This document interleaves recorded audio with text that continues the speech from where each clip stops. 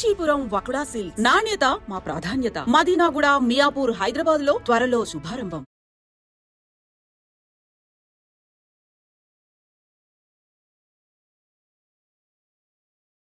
అంటే ఇప్పుడు రాను రాను కూడా ఎవరైతే రైటింగ్ అంటే స్టోరీస్ ఎవరైతే రాస్తున్నారో వాళ్ళే డైరెక్టర్స్గా అనేది కూడా మారుతున్నారు కదా సార్. ఎనీ సార్ డైరెక్టర్ అయినా సరే అతను ఒక స్టోరీ రాయాలి కదా. అవును. ఓన్లీ సింగిల్ కార్డ్ ఉన్న స్టోరీ రైటర్లకే పేర్లు పెట్టండి, గౌరవం ఇవ్వండి అంటలేదు. ఇప్పుడు ఒక డైరెక్టర్ ఉన్నారు సార్, ఆ డైరెక్టర్ సందీప్ రెడ్డి వంగ, ఆయన కథ ఆయన రాసుకున్నారు. ఆయనకి డైరెక్టర్గాతో పాటు స్టోరీ రైటర్గా కూడా ఒక అవార్డు వచ్చింది అనుకోండి సార్. తర్వాత స్టోరీ రైటర్ రాసే వాళ్ళకి జోష్ అనేది కూడా వాళ్ళలో వస్తుంది ఆటోమేటిక్గా. ఓకే, నిజం సార్. అది లేకపోవడం వల్లే ఆ కేటగిరీ అనేది కూడా తక్కువ తీసుకుంటారని కూడా అనిపిస్తుంది. అంతే కదండి. ఇప్పుడు మనం పేరు కోసం గౌరవం కోసం వస్తాము. ఆ పేరు గౌరవం రావట్లేదంటే ఆ క్రాఫ్ట్ లోకి ఎందుకు వెళ్తాం? మనం వెళ్ళాం. అదే జరుగుతుంది ఇక్కడ అంతే. ఓకే సార్, ఒక్కసారి మనము స్టార్టింగ్ ఆఫ్ యువర్ డేస్ మెయిన్గా సినిమా ఇండస్ట్రీలోకి రాకముందు, సో జబర్దస్త్ కంటే ముందు జెమినీలో ఒక షో కోసం అట్లా ట్రై చేయడం కానీ, సో ఇవన్నీ చేసుకుంటూ ఇట్లా వచ్చారు. అంటే మెయిన్గా సో ఆ జర్నీ అనేది మెయిన్గా ఆ టైంలలో మీకు బాగా తోడ్పడిన వ్యక్తులలో సో రామ్ ప్రసాద్ గారు. సో ఆ ఫ్రెండ్షిప్ అనేది ఎక్కడ ఊరి నుంచి ఉందా లేకపోతే ఎట్లా సార్? అది యాక్చువల్గా సార్ నాకు ఆ జర్నీలో నన్ను నాగా నిలబెట్టిన ఇద్దరు, ఫస్ట్ రామ్ ప్రసాద్ ఫ్రెండ్, అతని గురించి చెప్తా. బట్ నేను మనం తెగిపోయిన గాలిపటంలోకి హైదరాబాద్ వచ్చి ఒక చెట్టు కొమ్మకి పట్టుకునేంత వరకు నన్ను నడిపించింది మా ధనరాజు గారు, యాక్టర్ ధనరాజు, పుష్ప భాస్కర్ అని ఒక ఆవిడ.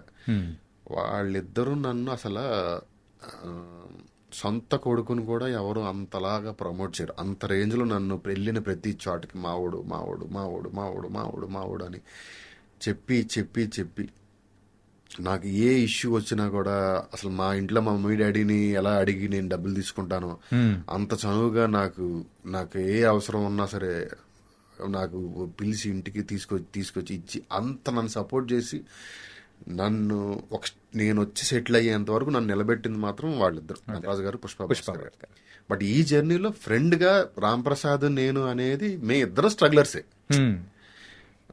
మేమిద్దరం కలిసి మాట్లాడుకోవటం, కలిసి తిరగటం, కలిసి కలగడం, ఏదో చేయాలని ఒక ఇద్దరు రూమ్మేట్స్ ఎలా ఆస్పైరింగ్ రూమ్మేట్స్ ఎలా ఉంటారో అలాంటి ఒక మోరల్ సపోర్ట్ మీ ఇద్దరం ఒకరికొకళ్ళు ఆడేదవుతాడు నేనేదో అవుతాను ఈ టైప్లో ఇద్దరం ఉండేవాళ్ళం. బట్ నాకు ఆ టైంలో మాత్రం నిలబడింది మాత్రం వాళ్ళిద్దరే. ఇద్దరు. Okay, nice sir. అంటే ఆ జబర్దస్త్ నుంచి మెయిన్గా ఆ బయటికి వచ్చి రావడానికి ద రీజన్ ఏంటి సార్? మనం జబర్దస్త్ కోసం రాలేదు సార్ ఇండస్ట్రీకి. మనం సినిమా కోసం వచ్చాం. జబర్దస్త్ అనేది ఒక ప్లాట్ఫామ్, నాకు ఒక ఎక్స్కలేటర్ లాగా. మనం పై ఫ్లోర్లోకి వెళ్ళాలంటే ఎక్స్కలేటర్ లాగా నాకు అది ఉపయోగపడింది. ఓకే, సో ఇది ఉపయోగపడిందని ఎక్స్కలేటర్ ఎక్కడాక మనం రాలేదు, పై ఫ్లోర్కి వచ్చింది కదా.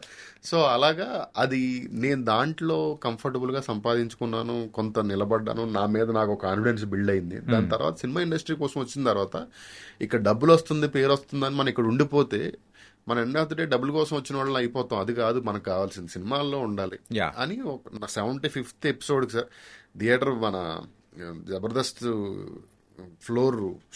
స్టూడియో ఫ్లోర్లో నుంచి బయటకు వచ్చి చెప్పులు తీసి దండం పెట్టుకుని మళ్ళీ లైఫ్లో సినిమాల కోసం వెళ్తున్నాను, సినిమా ఇండస్ట్రీకి వెళ్తున్నాను, మళ్ళీ నీ దగ్గరికి రాకుండా నన్ను అక్కడే ఉండేలా నన్ను బ్లెస్ చేయి నువ్వు అని దండం పెట్టుకుని వచ్చా. సో అంటే అది దాని అర్థం ఏంటంటే దానికి నాకు ఆ ప్లేస్ అన్నా కూడా అంత రెస్పెక్ట్, అంత గౌరవం. నాకు ఆ ప్లేస్ ఇక్కడ వరకు నన్ను నిలబెట్టావు, ఇక్కడ నుంచి కూడా ఇలాగే ముందుకు వెళ్ళాలని కోరుకున్నాను, దండం పెట్టుకుని ఇండస్ట్రీకి వచ్చా.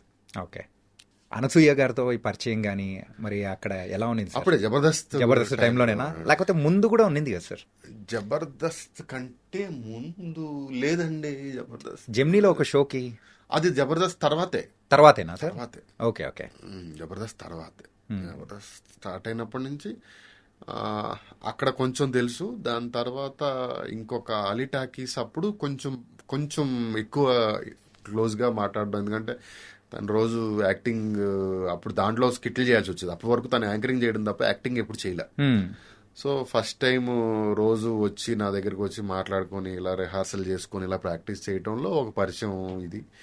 మా ఇద్దరి మధ్య ఒక వామ్ ఫ్రెండ్షిప్ ఎప్పుడు మీ ఇద్దరు రెగ్యులర్ గా మాట్లాడుకోం, Yeah. ఎప్పుడన్నా సందర్భం ఉంటే తప్ప. బట్ ఇద్దరంటే ఒక విపరీతమైన మ్యూచువల్ రెస్పెక్ట్ ఉంది ఇద్దరికి.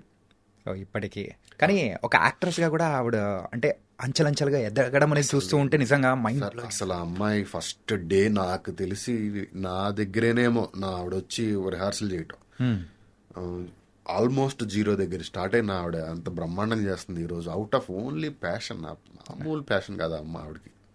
అసలు ఎక్కడి నుంచి ఎలా ఏంటి అనేది ఒకసారి అబ్జర్వ్ చేసుకుంటే నిజంగా వండర్ఫుల్ అనిపిస్తూ ఉంటుంది. ఓకే, అండ్ అలాగే so coming to your family sir, నా సో పిల్లలు ఎంతమంది ఏంటి? ఒక అబ్బాయి, మా వైఫ్ మళ్ళీ షీస్ క్యారింగ్ 8th month ఇప్పుడు, oh expecting a baby soon. Nice nice sir. Oh at sir, love మ్యారేజా arrange marriage? Arrange marriage. Arrange marriage ఎక్కడ కోవిడ్ టైంలో ఏమైనా జరిగిందా ఏంటి? కోవిడ్ టైంలోనే కదా, చాలా తక్కువ మంది. అవును. ఏంటి ఆ అనుభవం ఏంటి అసలు? దాని మీద కూడా ఏమైనా స్టోరీ రాస్తారేమో అనిపించింది. లేదండి, అదే అప్పుడప్పటి వరకు అనుకున్నాం, కోవిడ్ టైంలో కుదిరింది, మనం కూడా పారిపోవడానికి ఛాన్స్ లేదు. లాక్ చేసేసారు మొత్తం, లాక్డౌన్ చేసి మరి పెళ్లి చేశారు. ఓకే, ఏంటి లవ్ మ్యారేజ్ సార్? లేదు సార్, అరేంజ్మెంట్. మా మామయ్య గారి అమ్మాయి, మా మదర్ వాళ్ళ తమ్ముడు కూతురు. ఓకే ఓకే, బంధువులు. Right. Okay, so coming to the next future project sir. ఇంకేం అనుకోలేదు సార్, ఇప్పుడు కొంచెం 2 ఐడియాస్ ఉన్నాయి, లేకపోతే 2-3 ప్లాన్స్ ఉన్నాయి. బట్ ఇప్పుడు వెళ్ళి కొంచెం కన్ఫర్మ్ చేసుకుని వెళ్ళాలి. బట్ దానికి కొంచెం టైం తీసుకుందాం, కంగారు పడకుండా ఒక 1 week 10 days ప్రశాంతంగా రిలాక్స్ అయ్యి దాని తర్వాత ఆలోచిద్దాం దాంట్లో. ఓకే సార్, చిన్న rapid fire please. Favourite hero? Chiranjeevi గారు. చిరంజీవి గారు. మరి చిరంజీవి గారికి స్టోరీ చెప్పాలని కానీ ఆయన గురించి రాయాలన్న స్టోరీ ఏదన్నా అనుకున్నది కానీ ఉందా? ఉంది, బట్ చేస్తాం అనుకుంటున్నాను. ఆయన అవకాశం ఇస్తే డెఫినెట్ గా చెయ్యాలి సార్. ఓకే, మీట్ అయినప్పుడు ఏమన్నా అంటే ఆ ఒక అనుభూతి కానీ? ఇంకా అది ఏం చెప్పలేం సార్. ఇంకా ఎలా చెప్పాలి అంటే, నేను నా ఈగో కానీ లేకపోతే నేను అన్న ఒక ఇది కానీ పక్కన పెట్టి, నేను ఆయన ఫ్యాన్ని, ఆయన అంటే నాకు పిచ్చి అనేంత ఇష్టం ఆయన. నాకే కదా, మా ఫ్యామిలీ మొత్తానికి. మేము అందరం కలిపి ఒక చిన్నప్పుడు ఫ్యామిలీ అందరూ కలిపి ఒక రిక్షా మాట్లాడుకుని ఒక సినిమాకి వెళ్తాము అంటే అది ఓన్లీ చిరంజీవి గారి సినిమాకి, వేరే ఏ సినిమాకి వెళ్ళలేదు మేము లైఫ్లో. ఓకే,